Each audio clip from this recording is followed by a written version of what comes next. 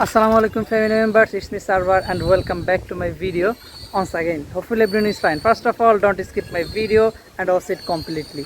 So guys, আমি এখন চলে এসেছি বোটানিক্যাল গার্ডেনে।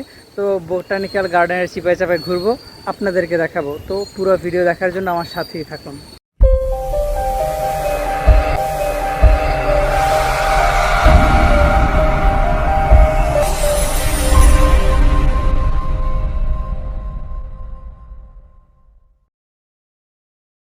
গাছ লাগান, পরিবেশ বাঁচান।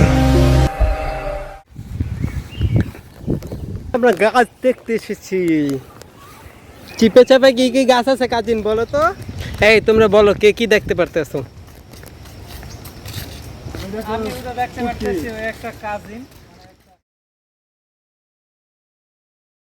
গাইস, আমরা হচ্ছে গার্ডেনের একদম নিচে আসছি।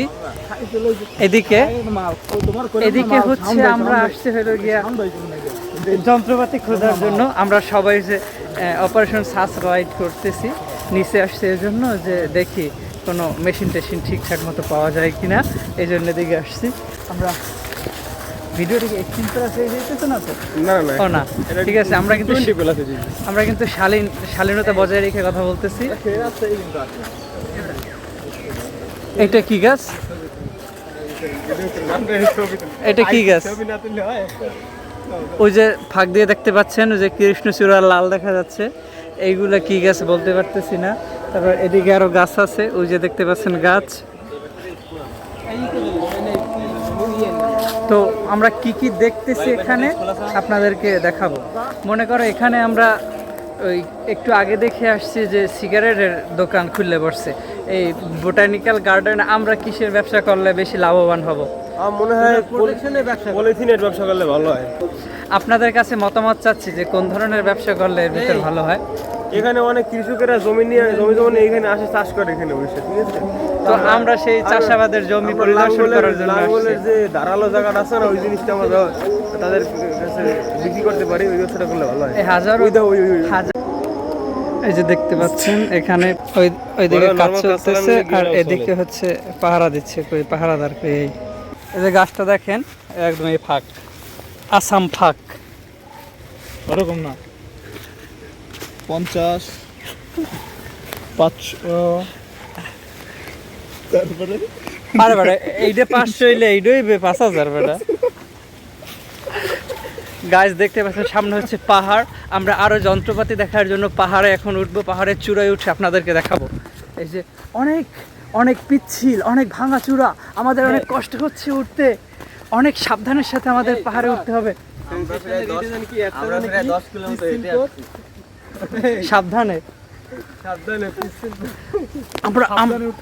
আমরা পাহাড়ের চূড়ায় উঠছি, দেখতে পাচ্ছেন সাথে সাথে পরিবেশ।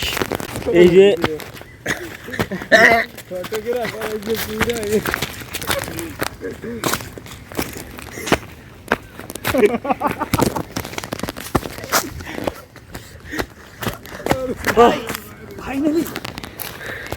ফাইনালি চলে এসেছি পাহাড়ের চূড়ায়। অনেক ক্লান্ত হয়ে গেছি, শ্বাস নিতে কষ্ট হচ্ছে। এখন আমার প্রচুর জলের প্রয়োজন। আশেপাশে কোথাও জল খুঁজে পাচ্ছি না, কোথায় পাবো জল? তৃষ্ণায় বুকটা ফেটে যাচ্ছে। আমাদের এখন আশেপাশে জল খুঁজতে হবে। গাছ লাগানোর পরও এত তৃষ্ণা লাগে না। গাইস, আমরা খুব একটা সিক্রেট মিশনে আছি। মামা, মিশনটা সম্পর্কে কিছু বলো তো, যে আমরা কোন মিশনে বের হয়েছি? এখানে অনেক যুবক যুবতীরা আসে, তাদের উত্তেজনার পানি বের করে, ঠিক আছে? আমরা ওই পানি বের করে ওই ওয়াসা মালিকদের দেখতে আসি। প্রিয় দর্শক, আপনাদেরকে একটা ঐতিহাসিক গাছ দেখাচ্ছি এখন। গাছটা দেখুন কতই সুন্দর। আপনারা দেখতে পাচ্ছেন গাছটা পুরো বিসর্জন দেয়া। আমি ঘুরিয়ে ঘুরিয়ে দেখাচ্ছি আপনাদেরকে।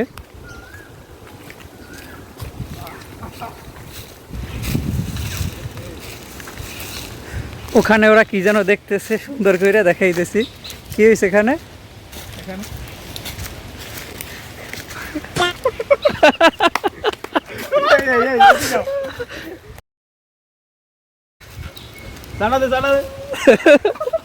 কি নির্জন জঙ্গল।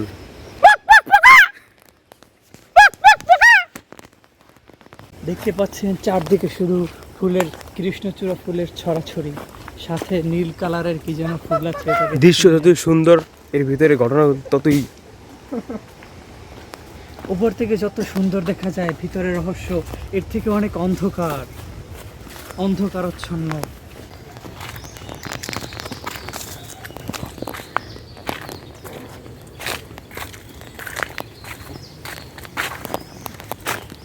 কৃষ্ণচূড়া।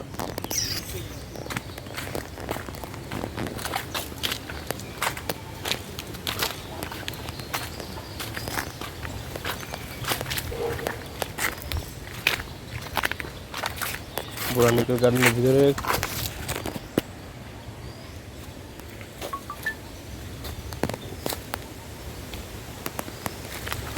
গাইস, দেখতে পাচ্ছি এখান দিয়ে কারা যেন আসতেছে। এরা কি রোহিঙ্গা না ভিন দেশের প্রাণী, না এরা কি এলিয়েন নাকি ভিন গ্রহ থেকে আসছে বলতে পারতেছি না, এদেরকে চিনতে পারতেছি না। এরা খুব ভয়ঙ্কর জিনিস।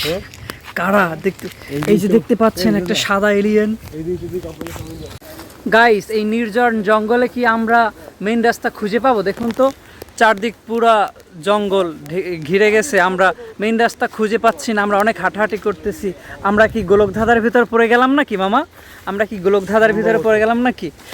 সবুজ গাছপালা, আমরা তো মেইন রাস্তা খুঁজে পাচ্ছি না। এখন কোথায় খুঁজবো বলতে পারতেছি না। সব দেখি চিপা চাপা রাস্তা, কিন্তু মেইন রাস্তা দেখতে পারতেছি না। যতক্ষণ পর্যন্ত মেইন রাস্তা না পাবো ততক্ষণ পর্যন্ত তো আমরা বাসার দিকে ফিরতে পারবো না। এখানে হচ্ছে সব 12 বছরের নিচের বাচ্চা পোলাপান, কারো বয়স 12 বছর হয় নাই। গাইস, এরা সবাই 12 বছরের নিচে, এদের বয়স এখন পর্যন্ত 12 বছর হয় নাই। এই এক বাচ্চা, এখনো 6 মাস বাকি আছে। এদের বয়স, এই যে একজন দেখতেছেন, এদের বয়স এখনো 12 বছর হয় নাই। এরা 12 বছরের নিচে এদের বয়স।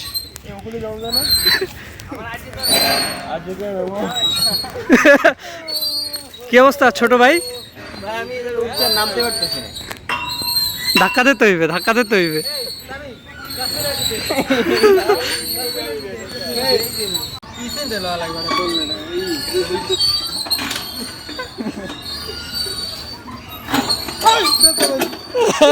বারো বছরের বাচ্চাটা পড়ে যাইবে তো।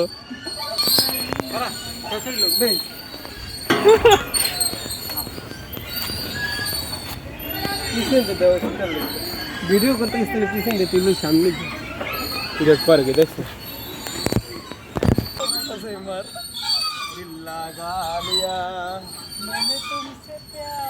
এতক্ষণ তুমি বোটানিক্যাল গার্ডেনে কি কি উপভোগ করলা, তোমার ওপিনিয়ন দাও। আমি হচ্ছে এখানে নানান রকমের, আমি গাছ প্রেমী তো, অনেক রকমের গাছ দেখছি। আমি আসছিও গাছ দেখতে, ঠিক আছে, ভালো লাগছে তো। সবুজের সমারোহ চারিদিকে, মাঝখানে কপতির প্রভাব, ঠিক আছে, ভালোই লাগে। শাওন ভাই, আপনার অনুভূতি কেমন এখানে? একটু মেয়ে প্রেমী তো, সুন্দর সুন্দর মেয়ে দেখলাম, খুব ভালোই লাগে। দাদা, আমার কিছু বলার নাই, তবে একটা কথা বলতে চাই। আমি আম খুব ভালোবাসি, তবে আসার পরে অনেক সাইজের আমি আম দেখতে পেয়েছি। বিশেষ করে ডাব দেখার আমার কোনো শখ ছিল না, তারপর আমি অনেক বড় বড় সাইজের ডাব দেখতে, সাইজ না যদিও সরি, অনেক সুন্দর সুন্দর কচি কচি ডাব।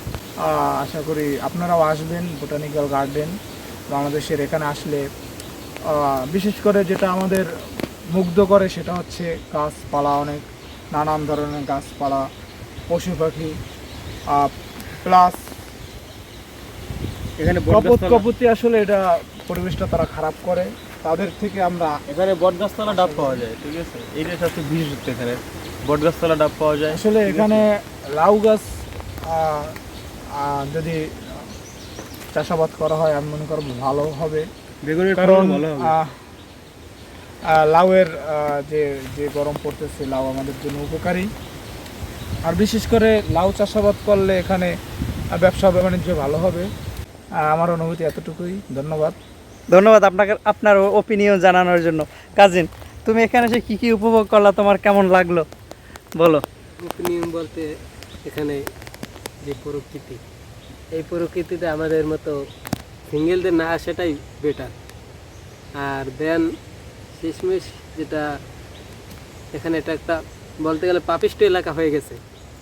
বিউটিফুল ন্যাচারাল প্রকৃতি থেকে এখন পাপিষ্ট এলাকা হয়ে গেছে, তাই এই পরিবেশে মানে পাপিষ্টি এলাকায় যেটা দেখা যায় সেটাই দেখা যাচ্ছে, আর তেমন কিছুই না। শুনতে পারলেন সবার ওপিনিয়ন। এখানে আসছি, অনেক ভালো লাগছে। প্রকৃতি প্রেমী তো আমরা, যেহেতু প্রকৃতি প্রেমী, আমরা প্রকৃতির ভিতর হারিয়ে গিয়েছিলাম কিছুক্ষণের জন্য, কিন্তু কিছু কিছু বিষয় খারাপ লাগছে। খারাপ লাগার বিষয়টা নাই বলি। তো আজকের ভিডিও এখানেই শেষ করছি।